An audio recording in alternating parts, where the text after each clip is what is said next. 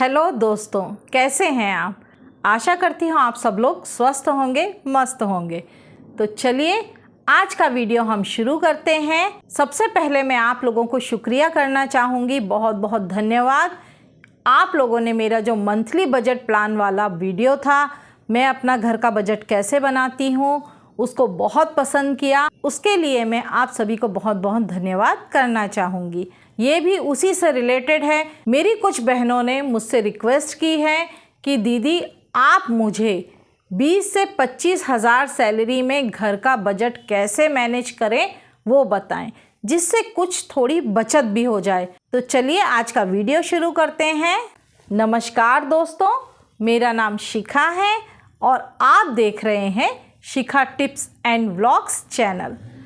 आज का ये वीडियो मेरी उन बहनों के लिए है जो परेशान रहती हैं कि हमारी सैलरी बहुत कम है, 20 से 25 हज़ार रुपये ही कमाती हूँ और उसमें मुझे पूरे घर का मैनेजमेंट करना पड़ता है। उसमें घर का खर्चा भी है, रेंट भी है, राशन भी है, बिजली का बिल भी है। मैं कैसे मैनेज करूँ, बचत कैसे करूँ? तो देखिए, मैं समझ सकती हूँ हर एरिया के हिसाब से हर जगह का बजट अलग होता है। जो लोग महंगी सिटी में रहते हैं, अगर वो 20 से 25 हज़ार कमा रहे हैं तो उनके लिए दिन निकालना बहुत मुश्किल हो जाते हैं। 20 तारीख के बाद सैलरी एकदम ख़त्म हो जाती है और फिर हमें कहीं से थोड़े बहुत पैसे उधार लेने पड़ते हैं। लेकिन जो छोटी सिटी में रहते हैं, जो एक छोटा कस्बा है या एक ऐसा प्लेस है जहाँ ज़्यादा महंगाई नहीं है, मतलब गांव के आसपास है, वहाँ पर यही खर्चा बहुत आसानी से चल जाता है। 20-25 हज़ार में उनकी बचत भी हो जाती है और वो अपना खर्चा इतना अच्छा मैनेज कर लेते हैं कि उन्हें पूरे महीने की 30 तारीख तक प्रॉब्लम नहीं होती है। तो मेरा कहना यही है कि ये हर सिटी के हिसाब से और हर व्यक्ति के हिसाब से अलग होता है। किसी का हाथ बहुत खर्चीला होता है और कोई बहुत खींच खींच के पैसा खर्च करता है। जो लोग खर्चीले स्वभाव के होते हैं वो पैसा खर्च करने के पहले सोचते नहीं हैं, और जो लोग थोड़े कम खर्चीले होते हैं वो जहाँ भी पैसा खर्च करते हैं 4 बार सोचते हैं कि यहाँ पैसा मैं डालूँ या ना डालूँ, ये चीज़ ज़रूरी है या नहीं है। तो इस तरह से सबका मैनेजमेंट अलग होता है। लेकिन फिर भी मैं आपको एक ऐसा बजट प्लान बताती हूँ जिसमें आप ज़रूर थोड़ी बचत कर लेंगे। लेकिन आप सिर्फ प्लान बना करके पैसा नहीं बचा पाएंगे, उस प्लान पर आपको अमल भी करना पड़ेगा। आप जब भी कोई प्लान बनाते हैं, शुरू में तो आपका प्लान बहुत स्ट्रिक्ट चलता है और बाद में धीरे धीरे धीरे धीरे आप अरे जाने दो, नहीं हो रहा मैनेज, चलो खर्च कर देते हैं, ऐसा सोच करके लूज़ हो जाते हैं। तो यहाँ आपको ढीला नहीं पड़ना है। 1 महीने, 2 महीने, 3 महीने आपको लगे रहना है जब तक कि आप अपने प्लान को अपने हिसाब से मैनेज नहीं कर लेते हैं। मैं ये नहीं बोलूँगी कि आप एकदम स्ट्रिक्ट रहें, कुछ ना करें। भाई जहाँ ज़रूरी है वहाँ कीजिए, लेकिन जहाँ बच सकते हैं वहाँ पर लूज़ मत छोड़िए, वहाँ पर कोशिश कीजिए कि आप पैसा बचाएं। तो चलिए आज का प्लान शुरू करती हूँ। फिर से मुझे अपने स्क्रीन पर जाना पड़ेगा। चलिए हम अपनी स्क्रीन पर चलते हैं। दोस्तों, कोई भी बजट प्लान मौखिक नहीं बनता है। बजट प्लान बनाने के लिए हमें एक डायरी या कोई ऐसी बुक चाहिए जिसको हम पूरे साल चला सकें, हर महीने का बजट प्लान उसमें लिख सकें। तो आप एक डायरी और पेन ले लीजिए। ये बजट प्लान 25 हज़ार रुपये का है। इसमें मैं 25,000 का बजट प्लान बता रही हूँ। मैंने आपको बताया था कि बजट प्लान हर सिटी का अलग होता है, मतलब सिटी के हिसाब से बजट प्लान बनता है। तो ये एक नॉर्मल सिटी के हिसाब से है, जो कि ना ज़्यादा महंगा है और ना ज़्यादा सस्ता है। तो यहाँ पर सबसे पहले 25 हज़ार का 20% 5 हज़ार होगा। सबसे पहले मैं उन 5 हज़ार को अलग रख दूँगी, जिसको मुझे जब ज़रूरत पड़ेगी तब मैं यूज़ करूँगी। तो यहाँ पर हम सबसे पहले लेते हैं रेंट। आप किसी भी सिटी में चले जाइए, अगर आप छोटा रूम लेते हैं, 1 बेडरूम हॉल किचन लेते हैं, बच्चे आपके छोटे हैं, मैनेज कर सकते हैं, तो रेंट 3000 भी हो सकता है। और यदि थोड़ा सा भी बढ़ा लेते हैं तो कम से कम आज किराया 4,000 रुपये है। तो सबसे पहले मैं रेंट 4,000 लिख लेती हूँ। हाँ, आपका जितना बजट है आप उसी हिसाब से घर लेंगे। अब यदि आपका बजट 25,000 का है तो आप इतना ही रेंट के हिसाब से घर लेंगे। अगर आपका बजट ज़्यादा है तो आप 5,000 6,000 रेंट का भी घर ले सकते हैं। तो यहाँ पर मैं रेंट का 4,000 रुपये लिख रही हूँ। और यदि आप खुद के घर में रहते हैं तो बहुत अच्छी बात है, फिर तो आपका ये 4,000 पूरा बच जाएगा, ये आपकी सेविंग में आ जाएगा। इसके बाद नेक्स्ट हम चलते हैं ग्रोसरी पर। ग्रोसरी अमाउंट हम 2,500 से 3,000 मान के चल सकते हैं। तो यहाँ पर मैं 3,000 रुपये लिख लेती हूँ। और यदि आप 1 केजी उसमें घी मैनेज कर सकते हैं, क्योंकि घी ही अभी 800 रुपये किलो 900 रुपये किलो का रेट चल रहा है। अगर आपका उसमें मैनेज नहीं होता है तो आपको, जैसे कुछ लोग होते हैं जो कि मलाई से ही घी निकाल लेते हैं, तो इससे उनका घी का खर्चा बच जाता है। अब यदि आपको घी ऐड करना है तो हम जो एक्स्ट्रा जो हमारा बच रहा है लास्ट में अमाउंट, उससे हम मैनेज करेंगे। यहाँ पर आइए नेक्स्ट गैस। गैस के सिलेंडर का अभी रेट चल रहा है 850 रुपीज़।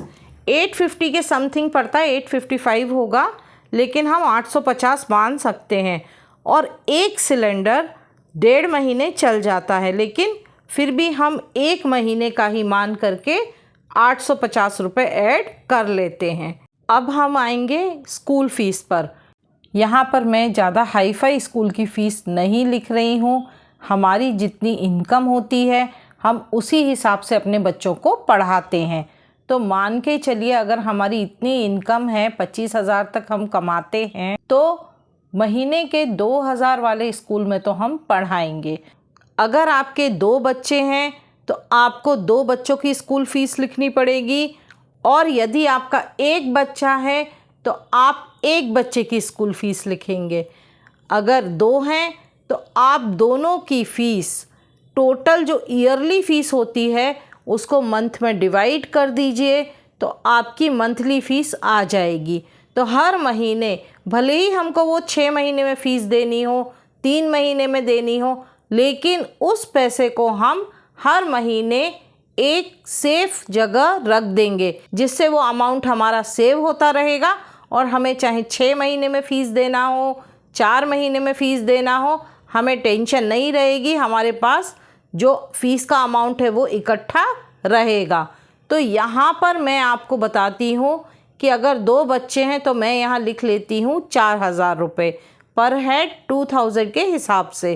तो 4,000 रुपये हो गई बच्चों की फ़ीस। अब यदि आपका बच्चा ट्यूशन जाता है, अगर आप घर पे पढ़ाती हैं तो बहुत अच्छी बात है। अगर आप नहीं पढ़ा पाती हैं बच्चों को घर पे और आप बच्चों को ट्यूशन भेजती हैं, तो मैं यहाँ 2 बच्चों की ट्यूशन फ़ीस ऐड कर रही हूँ। वो 1,000 रुपये तो आजकल मान के चलिए कि छोटे से छोटे ट्यूशन वाले भी मिनिमम 1,000 रुपये तो लेते हैं। तो 1,000 और 1,000 2,000 रुपये मैं यहाँ 2 बच्चों की फ़ीस ऐड कर रही हूँ। इसके बाद हम नेक्स्ट आते हैं मिल्क।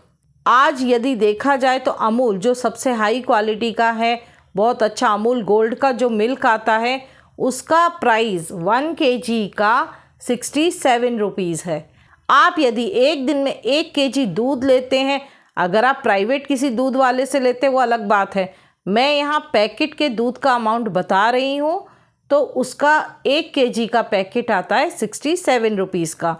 और यदि आप महीने भर 1 kg दूध पर डे लेते हैं तो आपका ये अमाउंट हो जाएगा 2,010 रुपये। तो इसको मैं राउंड फिगर में 2,000 रुपये लिख लेती हूँ। अब आएंगे हम नेक्स्ट मंथली वेजिटेबल्स पर। मंथली वेजिटेबल्स को मैं वीक के हिसाब से डिवाइड कर लेती हूँ, जैसे 4 हफ्ते या 5 हफ्तों में डिवाइड कर लेती हूँ।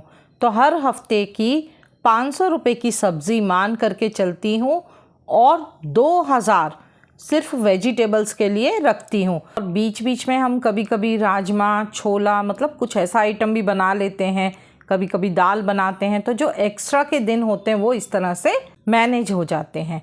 तो 2000 रुपये आपका वेजिटेबल्स का हो गया। इसके बाद हम आते हैं फ्रूट्स पर। देखिए फ्रूट्स का मैं टोटल 1000 रुपीज़ रखती हूँ, उसमें 250 वीक के हिसाब से। अब फ्रूट्स अगर सीजन के लो तो वो सस्ते भी मिल जाते हैं। जैसे अमरूद का सीज़न चल रहा था तो अभी 50 रुपये किलो मिल गए, तो हमने एक वीक में अगर 250 रुपये रखे हैं तो 1 किलो अमरूद आ गया। ऑरेंजेस का भी ऐसा ही रेट चल रहा था। कई बार तो 200 रुपये में ही अच्छे फ्रूट आ जाते हैं और कई बार 250 रुपये हो जाते हैं। अगर 5 वीक है तो आप 200 रुपये पर वीक के हिसाब से भी मैनेज कर सकते हैं। तो ये आपको सोचना है कि आप किस हिसाब से मैनेज करते हैं। तो यहाँ हम टोटल फ्रूट्स का 1000 रुपीज़ रख लेते हैं। अब 1000 रुपीज़ रखते हैं हम पर्सनल केयर के लिए। पर्सनल केयर में हो सकता है हमारे कुछ पर्सनल काम हो, पार्लर का खर्चा हो सकता है, या कुछ लोग चिट्ठी डालते हैं तो कहीं 1000 रुपये की आप चिट्ठी डालती हैं, तो इस तरह से वो 1000 रुपये आप मान के चलिए आप अपने पर्सनल वर्क के लिए रख रहे हैं। बच्चों के लिए मैं हमेशा 1500 रुपये अलग रखती हूँ, क्योंकि बच्चों का कुछ ना कुछ खर्चा आता रहता है। कभी पेंसिल चाहिए, कभी बुक चाहिए, कभी कॉपी चाहिए, या कुछ बाहर खाना है, तो मैं इसके लिए 1500 रुपये अलग रख देती हूँ। इन 1500 में बच्चों का जो एक्स्ट्रा का खर्चा होता है वो मैनेज हो जाता है। कभी कभी ये पैसा खर्च नहीं होता है, ज़रूरत नहीं पड़ती है, तो इसको मैं जैसे बर्थडे गिफ्ट देना है, कुछ प्रोग्राम है वहाँ जाना है, इन सब में मैनेज कर लेती हूँ। अब आते हैं हम ट्रांसपोर्ट पर। ट्रांसपोर्ट में हमारे पास जो गाड़ी है उसमें जितना है आना जाना, जितना भी पेट्रोल का खर्चा होता है 1500 में हमारा पूरा महीना निकल जाता है। लेकिन फिर भी 500 एक्स्ट्रा मान के चलते हैं, कभी बाहर घूमने चले गए या कुछ हो गया तो उसके लिए आप 500 रुपये एक्स्ट्रा मान के चलिए। तो 1500 प्लस 500 2000 रुपये पेट्रोल का रख लीजिए। और कई बार छुट्टियां हो जाती हैं, बीच में हॉलीडेज़ आ जाते हैं, तो वो भी पेट्रोल का हमारा बच ही जाता है। कई बार तो वो 500 भी लग जाते हैं और कई बार वो एक्स्ट्रा के 500 बच जाते हैं। तो इस तरह से ये हमारा पूरा महीने का चार्ट होता है। इसको मैं पहले ही रेडी कर लेती हूँ। सारे जो भी अमाउंट है कैश में एनवलप बना के रख लेती हूँ, जिससे हमको टेंशन ना रहे। अब ये सारा अमाउंट हम टोटल कर लेंगे। तो टोटल आया है 22,850 रुपये। अब ये जो बजट था हमारा 25,000 रुपये का था, तो आप देखिए हमारे पूरे 25,000 नहीं लगे हैं, लेकिन 20,000 रुपये से ज़्यादा लग गए हैं। तो अब जो बाकी का अमाउंट है 20,000 से ऊपर का अमाउंट है, हो सकता है वो अमाउंट हमारा जो एक्स्ट्रा मनी मैंने रखी थी हर जगह पर, कहीं कहीं 500 रुपये एक्स्ट्रा पेट्रोल में रखे हैं, बच्चों के खर्चे में 1500 रुपये रखे हैं, उसमें से कुछ बचता है, या फिर अपने पर्सनल केयर में से बचते हैं, तो मैं वहाँ पर भी मैनेज हो सकते हैं। और यदि नहीं बचते हैं तो आपको हमने फर्स्ट पैसे रखे थे 5,000 रुपये, उनमें से कुछ अमाउंट लेना पड़ेगा और 2,000-2,500 रुपये हम वहाँ से ले सकते हैं। और उसके बाद भी हमारे पास 2,500 से 3,000 रुपये की सेविंग हो जाएगी। थोड़ा बहुत रुपए अप डाउन होंगे तो वो हमको मैनेज करने पड़ेंगे, कहीं कहीं पर छोटे छोटे खर्चे बचा करके। इस तरह से मैं पूरा मंथली बजट प्लान करती हूँ। आप लोग भी देखिए, सबका बजट प्लान अलग होता है। अगर आपसे सेविंग हो सकती है तो आप कोशिश कीजिए सेव करने की, और यहाँ पर हमने जो पर्सनल केयर में रखे हैं उसको भी हम सेव कर सकते हैं। आपको ये प्लान ज़रूर पसंद आया होगा। आप लोगों को ये प्लान पसंद आया हो तो अपने दोस्तों को भी बताइए, जिससे शायद उनकी भी कुछ मदद हो जाए, क्योंकि बहुत लोग परेशान रहते हैं कि किस तरह से घर मैनेज किया जाए और हर किसी तक वीडियो नहीं पहुंच पाते हैं। तो आप अगर उनको शेयर करेंगे तो इससे आप लोगों को तो फ़ायदा हुआ ही है और आपके दोस्तों को भी फ़ायदा होगा। तो आशा करती हूँ आपको मेरा ये वीडियो ज़रूर पसंद आया होगा। अगर मेरा वीडियो आपको पसंद आया हो तो प्लीज़ एक लाइक ज़रूर कीजिए, अपने दोस्तों को वीडियो शेयर कीजिए और प्लीज़ मेरे चैनल को सब्सक्राइब कीजिए और बेल आइकन का बटन ज़रूर दबाइए, जिससे आपको मेरे नए नए वीडियोस के नोटिफिकेशंस मिलते रहेंगे।